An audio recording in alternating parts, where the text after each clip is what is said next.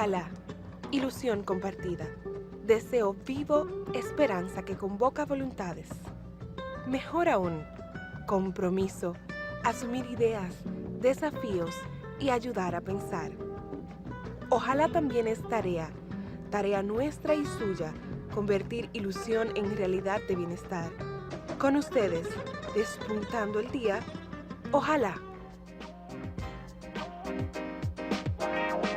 Si usted se da cuenta, los domingos, que son los días de descansar, el presidente Medina está en el campo, está visitando a la gente humilde, a la gente pobre. Eso es lo que a la gente le ha despertado el entusiasmo. Y además, no son con palabras, son con hechos.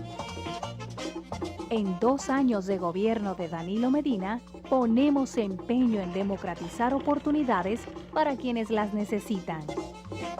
La novia de Danilo de la agricultura, ¿sabe por qué? Porque tenemos dinero en el Banco Agrícola a un 1%. Y eso es lo que nos ha permitido ampliarnos. Miles de productores de invernaderos han recibido crédito del Banco Agrícola para desarrollar sus proyectos y exportar al mercado internacional. Precisamente ahora mismo aquí hay más de 1 millón de metros de invernaderos, es decir que estamos produciendo tanto tomate, pimiento y pepino. Es un pepino que va importado directamente para Estados Unidos, pero es un pepino que es rico en nutrientes. Nosotros tenemos mucho ánimo de trabajar. Por lo menos aquí mismo en Constanza se ha visto muchísima formación de invernaderos, tanto aquí en Constanza como en La Culata, en Tireo. Entonces son formaciones que van bien por el gobierno, porque los invernaderos es la agricultura del futuro. Yo les suelto a todos los productores que se metan en esto, lo que es invernadero. ¿Por qué? Porque esto es lo que nos ayuda a que lo que siembran a campo abierto también puedan producir bien para el mercado local y nosotros para exportar. Democratizar el crédito es cosa buena, cambia la vida de mucha gente. Todos tenemos derecho a progresar y hoy me siento más enamorado de la agricultura que nunca. Saludos amigas y amigos de Ojalá. Esta noche estaré en compañía de Alejandro Paulino, historiador, profesor universitario, subdirector general del Archivo General de la Nación, con quien vamos a conversar sobre temas relativos a la función de esta institución y relativo a la Feria del Libro de la Historia Dominicano. Feria del Libro de Historia Dominicano, que quedará inaugurada este próximo lunes en la sede misma del Archivo General de la Nación. Luego de esta conversación, esta entrevista al profesor Paulino, pues vamos a compartir con ustedes la intervención del presidente de la República en la asamblea de la FAO, de la Organización para la Alimentación y la Agricultura de las Naciones Unidas, de la ONU. Esto fue recientemente en Roma, que se celebró. En el día de ayer presentamos las respuestas del presidente a los periodistas y hoy queremos compartir finalmente la intervención del presidente de la República por la importancia que realmente tiene para nosotros. Doy formal bienvenida al profesor Alejandro Paulino a este espacio de Ojalá. Bueno, saludos, Alejandro. Aquí estamos para hablar contigo de lo que tú quieras. Alejandro, ¿de cuándo data el primer documento histórico que reposa en el Archivo General de la Nación? Buena pregunta. El Archivo General de la Nación tiene una colección de documentos que viene desde 1606 hasta, se puede decir que hasta la fecha, hasta los últimos años del siglo XXI. Documentos fundamentalmente del Estado Dominicano y de la época colonial, claro, porque el Estado Dominicano surge en 1844, pero desde antes esos documentos se fueron compilando, se fueron guardando y hoy son parte del patrimonio del pueblo dominicano. Resultó, digamos, para los historiadores de la segunda mitad del siglo XIX dominicano, resultó fácil emprender la reconstrucción de la historia, digamos, desde la colonia misma, pero fundamentalmente desde el 1606 hacia acá. Estaríamos hablando de qué, de las devastaciones de Osorio, más. Exactamente, a partir de ahí más o menos. ¿Qué tan confiable resultó como labor de historiografía científica, por ejemplo, los emprendidos por José Gabriel García, por los padres, digamos, fundadores de la historia escrita dominicana? Bueno, realmente los historiadores de esa época tenían muchas dificultades para poder llegar al documento. Sin embargo, sabemos que España atesoraba los documentos oficiales que tienen que ver con el periodo de la colonización. Por lo tanto, los historiadores o aficionados a la historia que podían viajar a España, tenían la facilidad entonces de tener acceso a algunos de los documentos que les servían para su libro. Pero no son muchos los historiadores. Posiblemente el primer historiador dominicano, porque hay historiadores que son españoles que escriben sobre Santo Domingo, como La Casa, como Oviedo y otros. Pero dominicano, el primero que hace un intento para publicar un libro de historia es Sánchez Valverde, que publica Ideas del valor de la isla española. Entonces, él manejó documentación, pero no toda la documentación que podía necesitarse para hacer la historia de ese periodo. Pero hizo una labor que sin ella no entenderíamos qué pasó en el siglo XVII y XVIII en la historia dominicana. Luego hay un libro del Monte y Tejada sobre la historia de Santo Domingo, pero él lo escribe desde Cuba. Y Cuba, para el siglo XIX, es un centro de acopio, un centro de poder del colonialismo español en América, y parece que tuvo acceso a documentación. Ese es un libro interesante que salió publicado a mediados del siglo XIX. El otro gran historiador, que tú lo mencionaste, es José Gabriel García, que sí ya tiene más posibilidades de trabajar ya con lo que han hecho otros. Pero como quiera, la historia de García tiene muchos elementos orales, ¿no? De tradiciones, de rescate de informaciones que vienen de boca en boca, porque no era imposible manejar toda la documentación. Sin embargo, tuvo acceso a la documentación de la época. Ya en el siglo XX es más fácil la cosa, porque ya se viene haciendo un trabajo. Ya el Estado comenzó a organizar sus documentos, y desde finales del siglo XIX ya se está hablando de archiveros, de un archivo nacional, del interés de que eso surja, de que se organicen los documentos, que se preserven.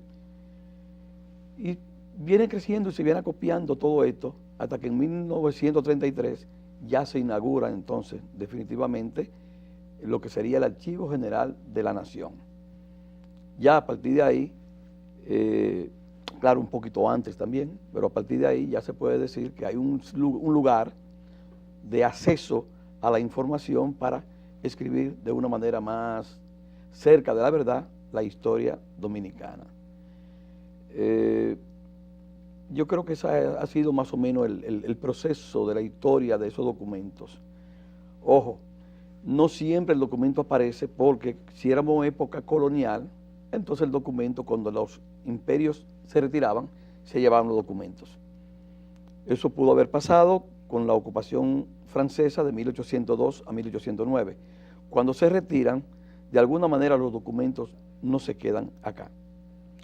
Con la ocupación haitiana también existe mucha documentación de la ocupación haitiana, pero no está toda la documentación. De hecho, es uno de los periodos menos estudiados de la historia dominicana. Se dicen muchas cosas de la ocupación haitiana que pueden ser verdades y mentiras. Sí, a partir ya de 1844 es más fácil, ¿no? Si tú te llegas más en el siglo XX y vemos la ocupación norteamericana de 1916, que va a cumplir 100 años en el 16, te vas a dar cuenta también de que tenemos una colección en el Archivo General muy rica en documentos de la ocupación, pero no tenemos toda la documentación, sino una parte de ella. La otra, como hizo Bernardo Vega, el historiador, hay que viajar a Washington a leerla. Y lo otro es que mucha documentación del siglo XIX y del XVIII que viajó o fue llevada a Cuba, por ejemplo, se perdió en Cuba. Inclusive José Gabriel García habla de incendios en Cuba donde se pierde una parte de la documentación. Ahora el Archivo General de la Nación está consiguiendo la documentación cubana y trayéndola sobre República Dominicana y trayéndola al país, aunque sea en copias digitalizadas. Quiere decir que nosotros estamos haciendo una labor de rescate de esa documentación para que los historiadores entonces puedan hacer una historia creíble de lo que ha pasado en la República Dominicana. En el caso de la producción bibliográfica, y a propósito de la próxima feria del libro de la historia dominicano, ¿cuál sería, digamos, el texto más antiguo que ustedes guardan en sus depósitos? Bueno, tenemos el libro que te dije de 1796, si no me equivoco, que es Ideas del Valor de la Isla Española. Tenemos el primer libro impreso en la República Dominicana, vamos a llamar, en Santo Domingo, mejor dicho, no en la Nación Dominicana, que es La Novena para implorar a la Virgen de la Altagracia. Ese librito es un libro pequeño que fue impreso en 1800, es el primer impreso comprobado hecho en este país. Trae la primera imagen impresa de la Virgen de la Altagracia. Esa es casi la portada del libro. Y está referido al acontecimiento de 1691, cuando se dio la batalla de la Sabana Real, ¿no? 1791. Se me cruzó una fecha por ahí. De todo modo, es el primer libro que tenemos que evidencia de cuándo se comienza a celebrar el culto a la Virgen de la Altagracia.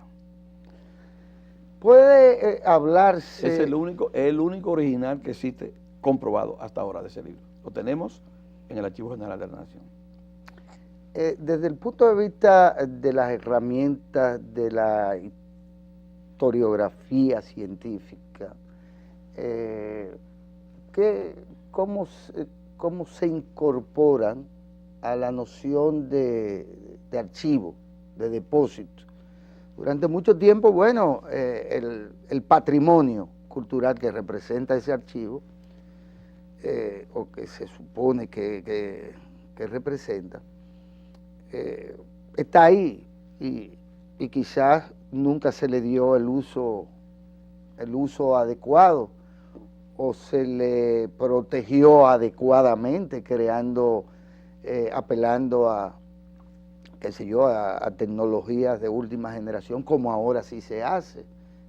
¿En qué medida también el rescate de toda esa documentación que en algún momento nos va a permitir tener un cuadro bastante detallado de la historia nuestra, hasta qué punto, qué hace posible que una administración como la de Roberto Casá, que ya va por la de alrededor de una década, 10 años, 10 años, en octubre, haya logrado en tan poco tiempo, y hay que decirlo, sacar de esa noción de depósito maloliente, al que algunos incluso depredaron interesadamente, hasta convertirla en una institución que no cesa en su labor de investigación, de publicación, de exhibición de los documentos, de extensión, no solo a los interesados académicos, sino al público en general.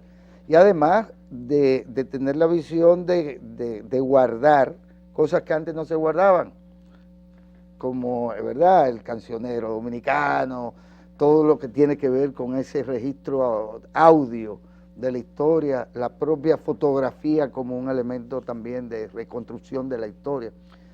¿Cómo se han hecho ustedes en esta década para lograr tantos avances en ese sentido? Fíjate, antes del año 2004 se dieron avances en materias archivísticas dominicanas. El archivo fue una dependencia de Interior y Policía. Se usaba mucho en la época de Trujillo como un instrumento de político, de persecución política, para desacreditar a los opositores. Ahí en los depósitos del archivo aparecieron cientos de miles de folleticos de diferentes momentos en donde se decían cosas terribles de los opositores. Cosas terribles que no se pueden mencionar, ¿no? Desde prostituta, homosexual, es decir, a todo el mundo le ponían un mote, ¿no? Por ejemplo, a Jiménez Grullón, al historiador, insinuaron, y lo hizo un poeta llamado Tomás Hernández Franco. Tomás Hernández Franco insinuó que Jiménez Grullón era homosexual, para desacreditarlo. ¿Por qué? Porque Jiménez Grullón era el que encabezó, o de los que encabezaron, el movimiento conspirativo para matar a Trujillo en 1934 en Santiago. Entonces, o tú coges a una señora que escribió un libro que se llama Yo también acuso, Carmita Landestoy, donde dicen que ella insinúan que ella es casi prostituta. Es decir, todo el que estaba contrario a Trujillo. Y esos folleticos lo preparaban y lo distribuían desde el Archivo General de la Nación. Porque no existía la Biblioteca Nacional, ¿no? La Biblioteca Nacional tampoco existía. Eso es un problemita que te lo podemos explicar. Sí. De todo modo, se hacía una labor organizativa de la documentación en el archivo. También se hicieron iniciativas para preservar esa documentación. Por ejemplo, en los años 50, 57, 58, aquí al país vino una delegación de la OEA, de la Oficina Panamericana, de la Unión Panamericana, de la OEA, eso pertenece a la OEA, y microfilmaron colecciones de documentos coloniales y recientes y los depositaron en México. Cuando nosotros llegamos al Archivo General de la Nación, cuando Roberto llegó con su equipo al Archivo General de la Nación, no existía nada que dijera dónde estaban esas cintas microfilmadas. Habían desaparecido porque se dañaron, porque eso necesita una temperatura, un nivel de humedad controlado, y nada de eso apareció. El Archivo General de la Nación tuvo que gastar un viaje, me mandó a mí, a México, para traer una copia de todo lo que estaba microfilmado y guardado, muy bien guardado, en la oficina de la Panamericana de la OEA, de la Unión Panamericana. Quiere decir que nosotros hemos invertido dinero para rescatar. Ahora bien, los microfilms tienen dificultades. Si microfilmamos todas las colecciones, los usuarios no encuentran dónde leer un microfilm. Entonces vino una discusión, ¿microfilmamos o digitalizamos? Y la decisión fue, vamos a digitalizar. Pero eso es sumamente caro. Los escáneres para digitalizar, compramos 7. Cada uno cuesta aproximadamente 1.800.000 pesos. Y hubo que hacer una inversión que gracias a Dios los gobiernos, el gobierno del doctor Leonel Fernández y el doctor y del licenciado Danilo Medina nos han apoyado en esas iniciativas. Déjame decirte que así como Leonel facilitó fondos para comprar los escáneres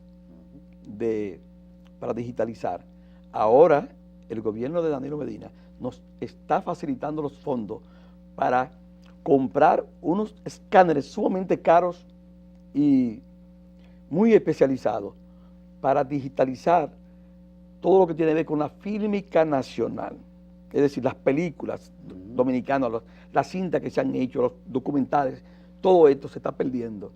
Y ahora Danilo Medina dice, aquí están los fondos para que ustedes hagan este trabajo.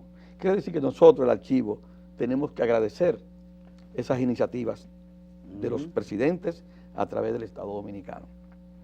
Bueno, pues te estaba contando entonces cómo esa documentación, cuando llegamos, había entrado un proceso de deterioro con el cambio que se dio a la muerte de Trujillo. Esto como que se abandonó.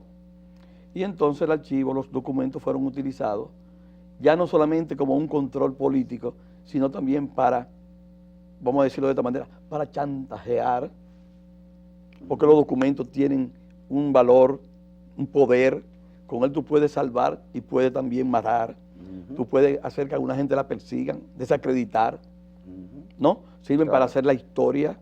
Los documentos son, creo que hay un libro que se llama El Poder, los documentos del poder y el poder de los documentos, ¿no?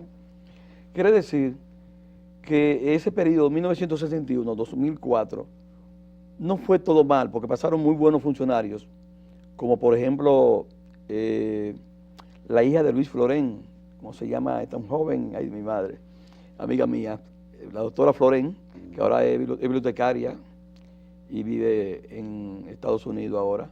Ella fue directora del archivo y hizo cosas buenas. Otros pasaron e intentaron hacer acciones para preservar la documentación, pero el Estado no le daba el dinero. Aquello nada más eran los sueldos muy mal pagados y ya. Por lo tanto, ahí no había mucho que hacer. En 1996 se comenzó entonces a hacer un anexo del edificio del archivo. Es decir, se comenzó a poner atención de que los documentos que estaban en las oficinas tenían que pasar al archivo. A un verdadero depósito. Exacto. Mientras tanto, el archivo seguía haciendo lo que tú conoces. Depósitos oscuros, llenos de basura, habían culebras, macos, cacatas, en serio. Sí, sí, sí. Por lo menos murciélagos comprobado, ¿no? Sí. Mucha bacteria, muchos hongos. Y para conseguir un documento para un historiador, un investigador, entonces había que esperar, contar con el conocimiento de un funcionario o de un empleado. Si el empleado no estaba, no había forma de conseguir la documentación porque el conocimiento de dónde estaba el documento lo tenía él. Porque no habían ficheros, no había forma de localizar la información. Pero se conseguían la información, muchas informaciones, y se utilizaban. Eso se prestaba inclusive hasta para negociar. Cuando nosotros llegamos en el 2004, encontramos muchos negocios en torno a la documentación. Venta de documentos para venderlo para coleccionistas, o prestaban los documentos para que los historiadores o algún interesado lo leyera, hiciera la investigación, y entonces no lo devolvía. Y se dio el caso en el 2005, donde fueron historiadores, investigadores, a devolver legajos de documentos porque lo tenían guardado en su casa y no encontraban cómo devolverlo. También, y yo sé que a ti te interesa porque yo te conozco, también muchos documentos se fueron convirtiendo en colecciones privadas. No un documento y un legajo, sino que ya de una manera casi sistemática se iban llevando documentos y los iban depositando en otro sitio porque tenían un valor estratégico. ¿Para qué? Bueno, para jugar un poco con el valor de ese documento. Cuando Roberto Casá llegó con su equipo al archivo, las cosas comenzaron a cambiar. Se abrió el archivo a todo el mundo, allá no se cobra ningún servicio, los documentos se comenzaron a organizar, a describir para saber cuáles teníamos, qué contenían, a digitalizar para que cuando un usuario vaya al archivo no tenga que ponerle la mano a un documento que tiene 200 años, sino que vea la copia digitalizada. Lo comenzamos a poner en la web, de modo de que el investigador no tenga que ir al archivo, sino que lo pueda consultar desde cualquier país. Se organizaron, se pusieron en nueva caja, se limpiaron todos los documentos. En la web, ¿cuántos documentos ya puede uno ver? Se habla de más de 15 millones de imágenes. Cada imagen es una página de un documento. Una página de un documento. Sí. Están digitalizados desde toda la colección hasta 1930. Y de 1930 en adelante, entonces hay colecciones que se están digitalizando y quedan algunas todavía, pero muy pocas colecciones quedan sin digitalizar. El término digitalizar es sinónimo casi de escanear. Sí. Solamente que digitalizar es con una metodología más moderna, de más calidad, para poder llevarlo a la computadora. Es una imagen digital, no análoga. Exacto, esa es la idea. Efectivamente, Claro, ya tú es sabes, binaria. tú tienes conocimiento de eso. Claro. Mire, profesor, yo voy a querer que usted nos permita hacer una breve pausa y que regresemos de inmediato. Claro, adelante.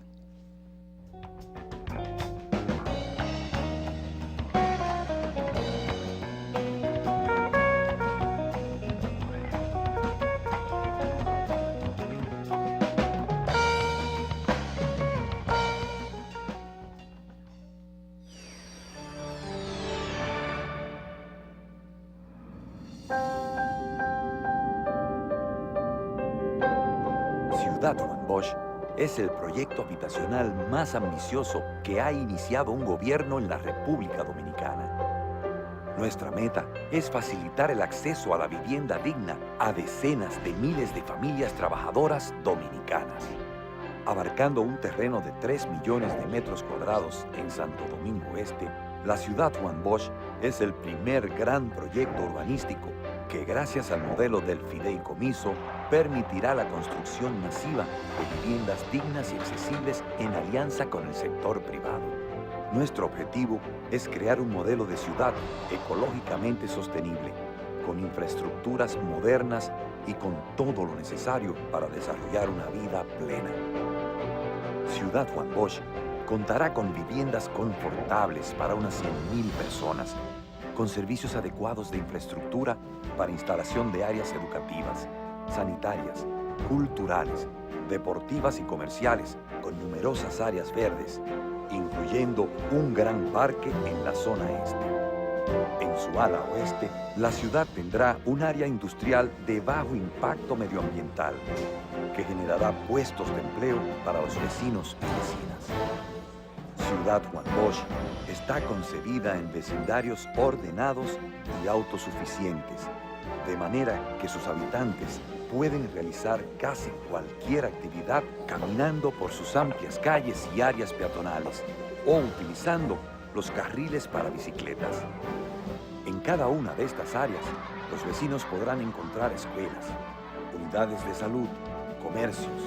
En definitiva, es un proyecto para el disfrute de los dominicanos. Además, contará con líneas de autobuses con paradas establecidas que unirán los 10 vecindarios que conforman la ciudad. El conjunto del proyecto, que está en un área muy bien comunicada, estará conectado con el resto de la capital a través de 2 líneas de autobús que dan a la autopista de las Américas, a la ecológica y a la carretera Mella. Solo en su primera fase, el proyecto constará de más de 10.000 viviendas. En su fase final alcanzará las 25.000. Y esto es solo el principio. Vamos a seguir impulsando más proyectos en alianza con el sector privado, porque sabemos que las familias de la República Dominicana merecen viviendas dignas en ciudades seguras. República Dominicana, hora de hacer lo que nunca se ha hecho.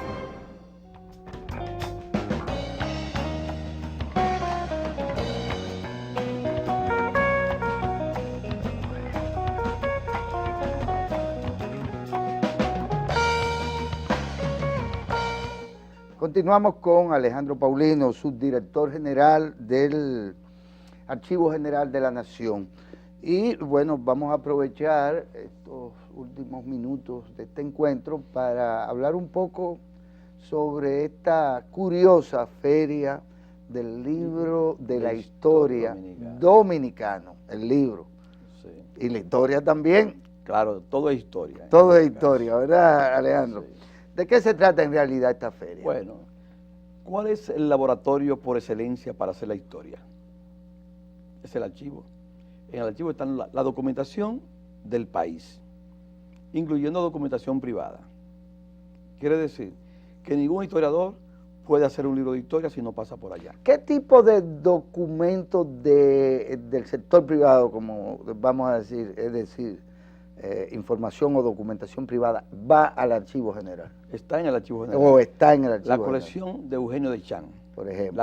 la colección de César Herrera, la colección de Cucuyo Báez, la colección de Vito Come Vergés, la colección de Fidelo Despradel, para decirte, Sí, de por gente ejemplo. conocida. Es decir, ellos han donado sus documentos, sus archivos personales al Archivo General. Ok, Por lo tanto, eso son documentación que son básicas para entender. ok.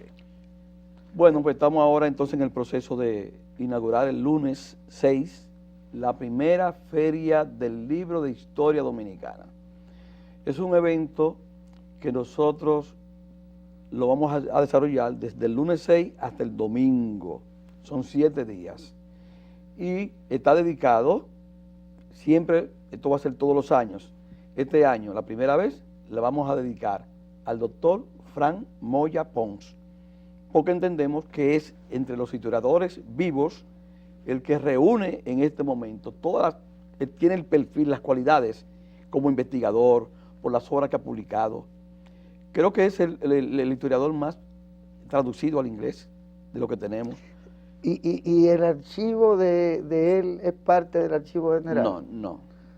O sea que esa documentación de él sigue siendo de él. sigue siendo de él. No la ha donado. No. Ah, pero mira qué interesante. Pero Fran Moya Pons Claro. tiene una producción historiográfica inmensa. Sí, sí, Tiene claro. decenas de libros, Así es. cientos y cientos de ensayos Así publicados, profesor de universidades extranjeras de Estados Unidos. Acaba de publicar la bibliografía de los libros y artículos de historia de toda la época. Están publicados en 3 volúmenes. Una bibliografía de qué es lo que existe aquí en el país. Si ahí falta algo, En términos de libros de historia. de libros y artículos, de todo lo que tiene que ver con historia publicado. O sea que toda esa bibliografía que él tiene en esos textos estará en la Feria del Libro. Sí, en la Feria son del 3 Libro de la volúmenes, Historia claro. Dominicana. Fran Moya Pons, esta feria no se parece mucho a la Feria Nacional, pero Claro. tiene elementos que son comunes. Por ejemplo, todos los días vamos a poner en circulación un libro. Vamos a hacer 6 puestas en circulación de libros desconocidos de la historia dominicana. El martes a las 7 de la noche, Fran Moya Pons va a tener una conferencia magistral sobre la historiografía dominicana. Fantástico. Quiere decir...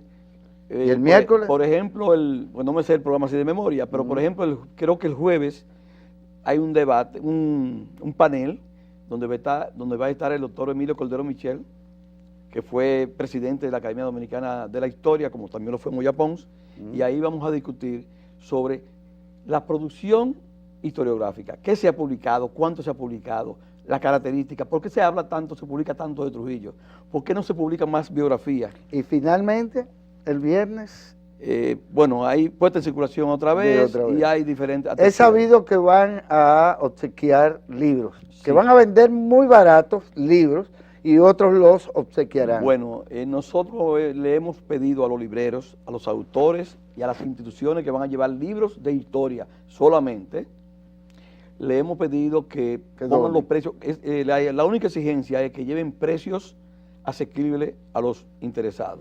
Es Eso- decir, si un sí. libro cuesta 300 pesos en la calle, debe costar 100 pesos allá. Eso es a partir del lunes, Del lunes. en la sede del Archivo General de la Nación, en la ciudad universitaria. Detrás de la universidad. Detrás del alma mater, por Exacto, así decirlo, exactamente. frente al Liceo Altagracia Amelia Ricard Calvente. Exacto.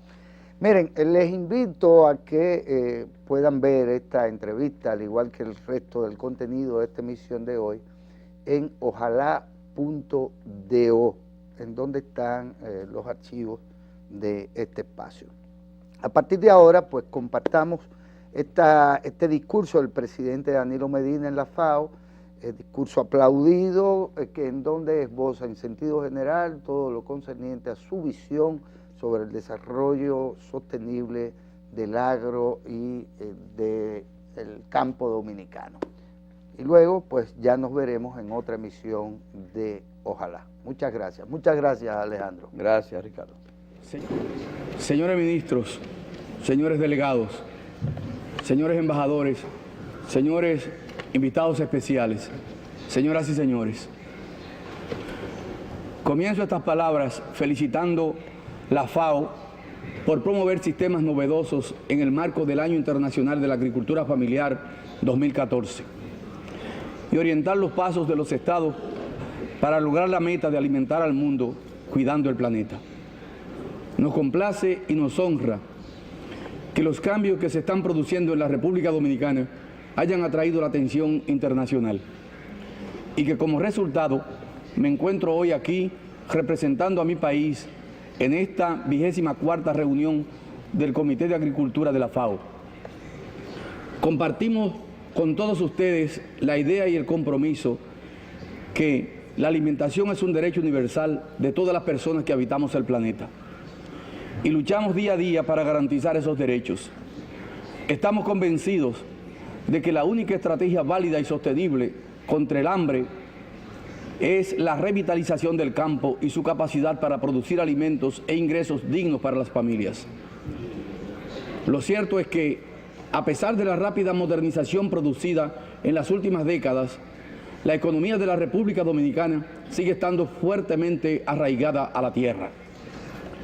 Para que se hagan una idea, somos 155 municipios que tiene nuestro país y se calcula que 133 siguen viviendo principalmente de la agricultura y la ganadería.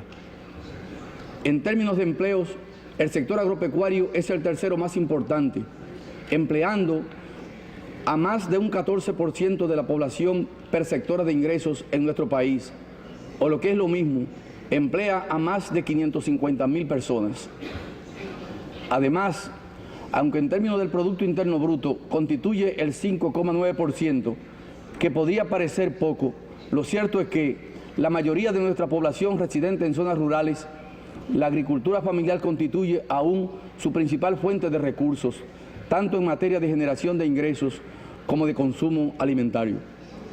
Eso convierte a nuestro campo en una prioridad ineludible y un motor de desarrollo con enorme potencial para el país. Desde el primer día trabajamos para consolidar el sector agroalimentario como una de las columnas del crecimiento económico nacional. Por eso estamos creando empleo rural, garantizando el acceso al crédito, modernizando la infraestructura en el campo, reforestando las cuencas hídricas y avanzando hacia la consecución de los objetivos de desarrollo del milenio.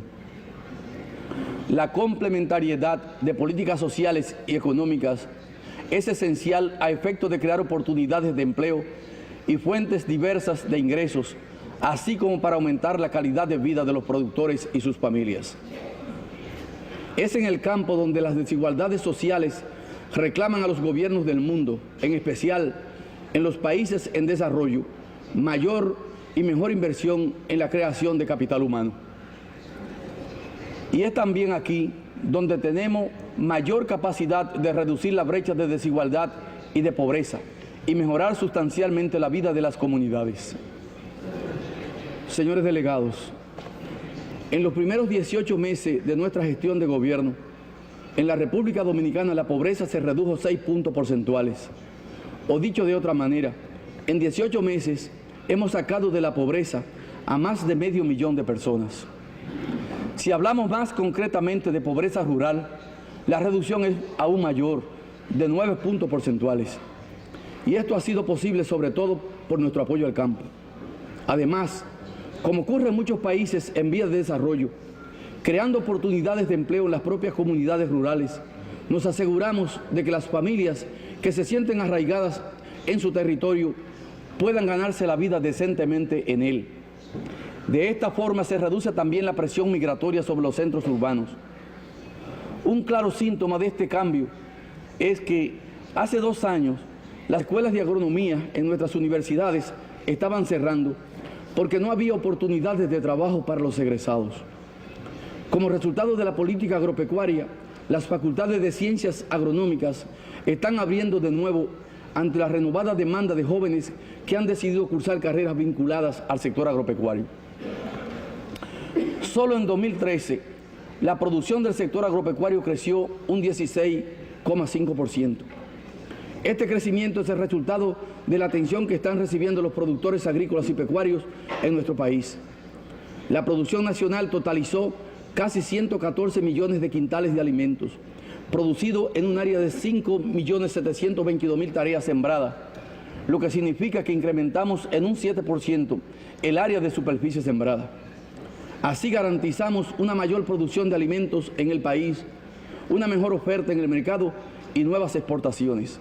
De hecho, en el año 2013 logramos que nuestras exportaciones agropecuarias superaran las barreras de los 1.200 millones de dólares, lo que supone un 21.3% de nuestra producción agropecuaria. Aunque los rubros tradicionales de exportaciones de nuestro país son tabaco, azúcar, café y el cacao, en los últimos años, fruto de nuestras políticas de diversificación, hemos ampliado sustancialmente nuestra oferta, de manera que ahora estos productos han sido superados por exportaciones como los vegetales orientales, el banano orgánico, las frutas, entre otros. Para seguir incentivando este crecimiento, como saben, lo que necesitamos en muchos de los países del sur global es mayor acceso a los grandes mercados. Si bien los debates sobre este tema tienen lugar en la Organización Mundial de Comercio, consideramos que la FAO puede y debe tener un papel más protagónico en la apertura de las puertas de los mercados en dirección sur-norte para reducir el desequilibrio existente. Señoras y señores, todas estas cifras de crecimiento, unidas al optimismo que viven los productores, nos permiten decir que el campo dominicano está viviendo una auténtica revolución. Y buena parte de esa revolución tiene su origen en que nos hemos propuesto convertir el acceso al crédito en un derecho para todos. Nuestra primera medida fue capitalizar el Banco Agrícola y paralelamente mejorar también el sistema de seguro agropecuario. Con el acceso a financiamiento a intereses más bajos y la garantía que da estar asegurado, la producción se dinamizó como nunca antes. Vean lo que ha sucedido.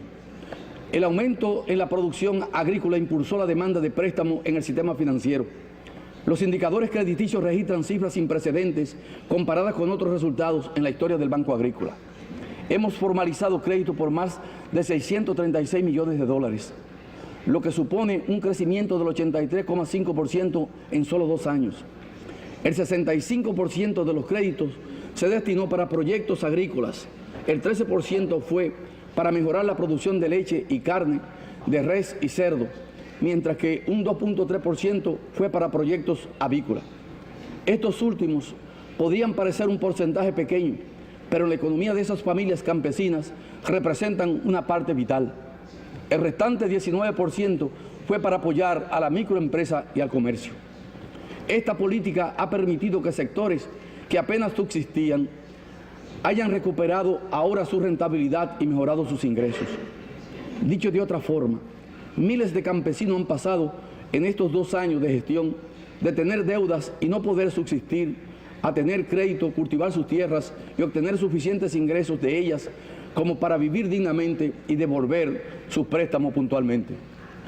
Otro proyecto que está contribuyendo a la expansión del financiamiento es la creación de lo que denominamos Banca Solidaria, un programa que pone a disposición de las familias pobres, especial mujeres, jefas de hogares, microcrédito con baja tasa de interés y sin garantías prendarias. Ya se han abierto 65 sucursales en todo el país y durante estos 2 años ha prestado más de 122 millones de dólares a más de 110.000 personas con una tasa de recuperación superior al 98%. Paralelamente, el gobierno impulsa un amplísimo programa de alimentación escolar que en buena parte es abastecido por nuestros productores locales. Con este programa, que supone una inversión de más de 210 millones de dólares, estamos garantizando 2 comidas al día y una merienda a más de 1.600.000 estudiantes. Así, la construcción de cientos de escuelas con sus correspondientes comedores nos ayuda a combatir la desnutrición y el ausentismo escolar, al tiempo que impulsa el sector agrícola y ganadero. También cabe resaltar la labor del Instituto Dominicano de Investigaciones Agropecuarias y Forestales, que tiene un papel fundamental en nuestra apuesta estratégica para la recuperación del campo.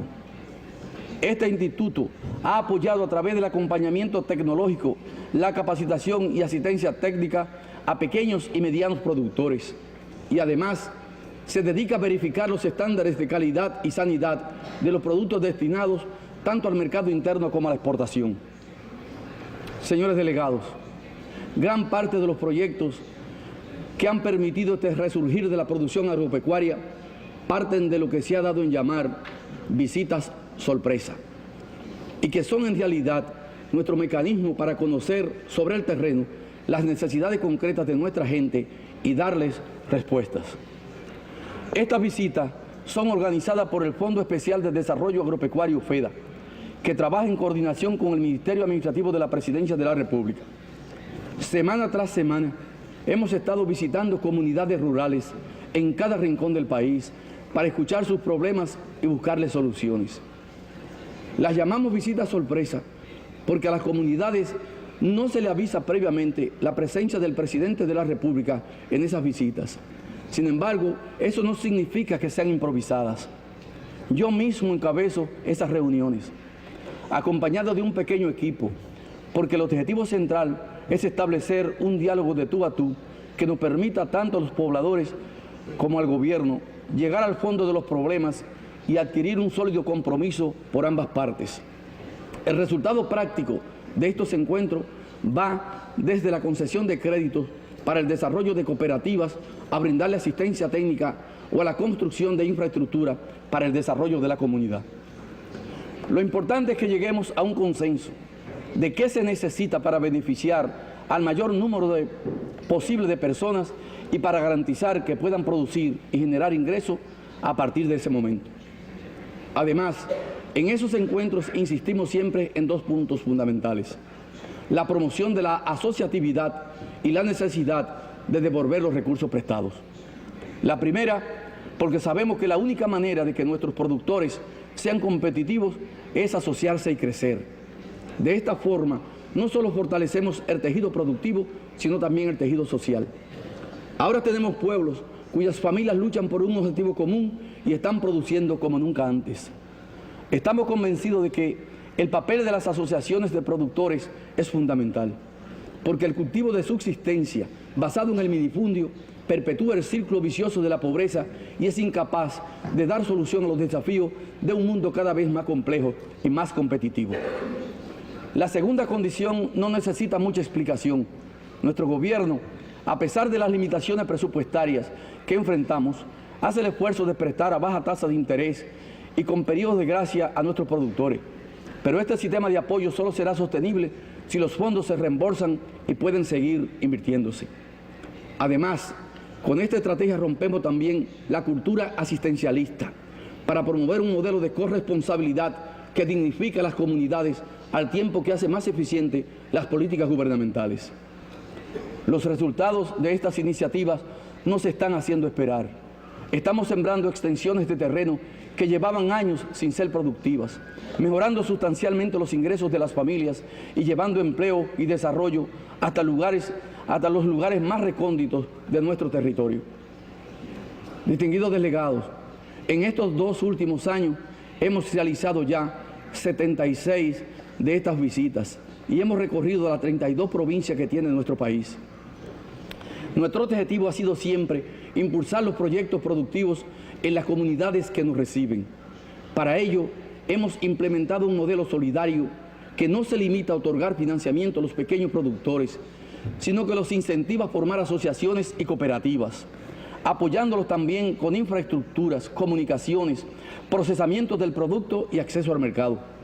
Hasta el momento, estas visitas han supuesto más de 500 compromisos que se concretan entre 103 proyectos productivos y 198 proyectos comunitarios. En conjunto, esto supone un presupuesto de 283 millones de dólares. Déjenme decirles que no hay un solo lugar en donde no se haya generado empleo como consecuencia de estas visitas. De hecho, ya se han creado más de 50.000 empleos directos y más de 120.000 indirectos. Es decir, no estamos regalando pescado a nadie, sino ayudándolos a pescar. Y más que eso, hacer de esa pesca un negocio rentable, capaz de crecer y mejorar la vida de sus familias y comunidades de manera sostenible. Ese es el impacto fundamental que queremos lograr. Reforzar el tejido productivo, crear y desarrollar nuevas oportunidades de negocio y eliminar los obstáculos que impedían a las familias y comunidades salir de la pobreza. Este es, señoras y señores, el modelo que está transformando el campo de la República Dominicana de manera sostenible y duradera. Un modelo que se caracteriza por llevar más productividad y más empleos a áreas del país que habían permanecido olvidadas y con ellas garantizar más derechos sociales y menos desigualdad. Señores delegados, estos cambios en las prioridades nacionales y este nuevo impulso al campo tienen tras de sí un fuerte componente de voluntad política. Es decir, no es tanto una cuestión de grandes recursos, sino de decisión. A menudo nos sorprendemos del enorme impacto que podemos tener con cantidades de dinero pequeñas, pero bien orientadas. Trabajamos sin importar el signo político de las personas que son beneficiarias de los proyectos que financiamos, porque sabemos que finalmente nuestro trabajo solo tendrá éxito si cuenta con el apoyo del conjunto de la sociedad dominicana. La respuesta de la gente que visitamos cada semana nos demuestra que estaban esperando desde hace muchos años que el gobierno se humanizara, que se preocupara por ellos, que trabajara para ellos y que confiara en ellos. Esto es lo que hemos venido haciendo y espero haberles podido transmitir algunos de los resultados que esta nueva colaboración entre el gobierno y sociedad están logrando. Comprendemos, por supuesto, que no es un modelo aplicable a todas las realidades. Nuestro territorio no es tan grande y eso nos permite abarcar gran parte en poco tiempo. Sin embargo, más allá de los medios que se utilicen o de las dimensiones que se enfrenten, una cosa sí es cierta. Gobernar con el oído en el corazón de la gente, desde el diálogo y la confianza, da siempre mejores resultados que hacerlo desde arriba. Esa es al menos mi humilde experiencia. Pueden estar seguros de que en estos 2 años de gestión que tenemos por delante, vamos a seguir luchando para que la agricultura y el campo dejen de ser vistos como un problema pendiente y pasen a ser, por el contrario, la solución a muchos retos del siglo XXI. Vamos a continuar trabajando con responsabilidad para asegurar que la República Dominicana sea capaz de alimentar hasta el último de sus hijos e hijas y para asegurarnos del impacto que estas políticas tienen en términos de creación de empleos y mejoramiento en la generación de ingresos de las personas con las que trabajamos en estos proyectos. Hemos contratado un estudio de impacto al Programa de las Naciones Unidas para el Desarrollo que esperamos tener en nuestras manos en los próximos meses. Este instrumento nos permitirá disponer de una herramienta válida e independiente para poder hacer las correcciones que sean necesarias.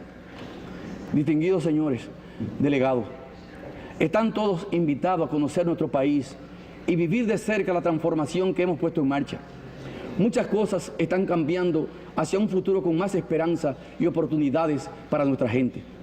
Estoy seguro de que en los próximos años la República Dominicana seguirá siendo fuente de buenas noticias. Seguiremos siendo el país que es capaz de hacer lo que nunca se ha hecho. Muchas gracias.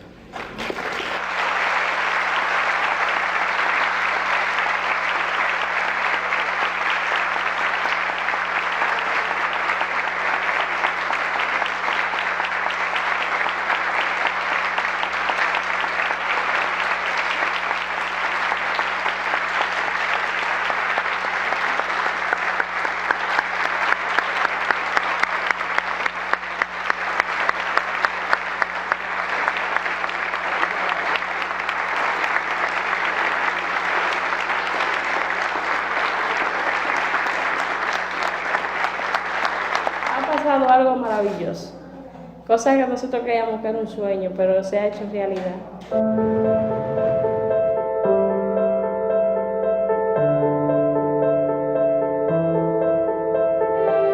La Asociación de Mujeres Unidas para Avanzar nos ha llenado a nosotras de mucho entusiasmo.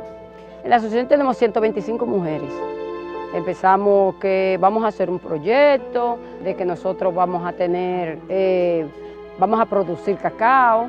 Habíamos un grupo de mujeres que estábamos un poco media extrañas, qué sé yo qué. El pensar de nosotros era producir cacao, pero a mano, artesano, porque no teníamos de nada.